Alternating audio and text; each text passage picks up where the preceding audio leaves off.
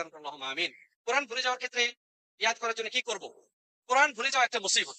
মানুষ যখন পাপাচারে লিপ্ত হয়, মানুষ যখন আল্লাহর স্মরণ থেকে গাফেল হয়ে যায়, দুনিয়ার মোহে ব্যতিব্যস্ত হয়ে যায় এবং কোরআন থেকে দূরে সরে যায়, তখন কিন্তু মানুষ কোরআন থেকে কোরআন ভুলে যায়।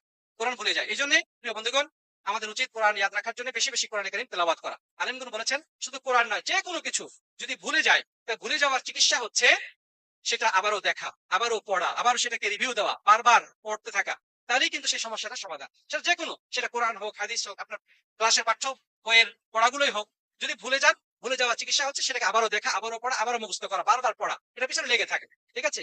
আর বিশেষ করে কোরআনের ব্যাপারে রাসূল করিম সাল্লাল্লাহু আলাইহি ওয়াসাল্লাম বলেছেন যে তাআহাদু বিল কোরআন ফাইন্নাহু আশাদ্দু তাফাল্লুতান মিনাল ইবিল আল আবিদ আও, এরকম একটা হাদিস আছে, রাসূল করিম সাল্লাল্লাহু আলাইহি ওয়াসাল্লাম বলেছেন যে তোমরা বেশি বেশি কোরআনের সাথে সম্পর্ক রাখো, কোরআন বেশি বেশি তোমরা তেলাওয়াত করো, কারণ কোরআন একটা পরিত্যক্ত উটের থেকে দ্রুত পলায়ন পথ। একটা উটকে আপনি ছেড়ে দেন, সে দ্রুত পালিয়ে যাবে। এর থেকে বেশি দ্রুত এই কোরআন আমাদের পক্ষ থেকে পালিয়ে যাবে যদি আমরা কোরআনের প্রতি যত্নশীল না হই, বারবার কোরআন না পড়ি।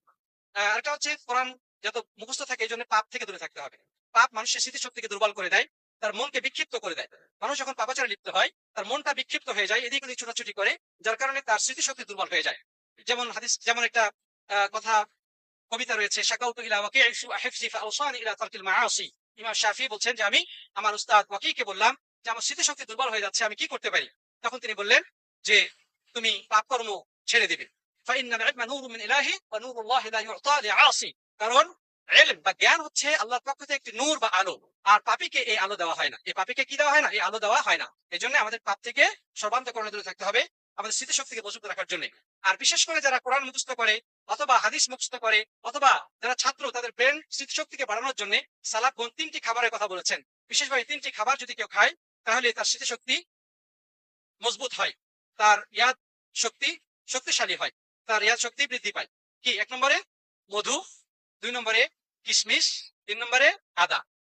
কিশমিশ, মধু এবং আদা, এই 3টি খাবার যদি আমরা নিয়মিত খাওয়ার চেষ্টা করি, এটা দ্বারা আমাদের ছাত্রদের বা আমরা যারা স্মৃতিশক্তি দুর্বলতায় ভুগছি, আমাদের স্মৃতিশক্তি দুর্বল থেকে মুক্তি পাবে। যেমন ইবনে কাইয়্যিম রাহিমাহুল্লাহ এই কথাটি বলেছেন।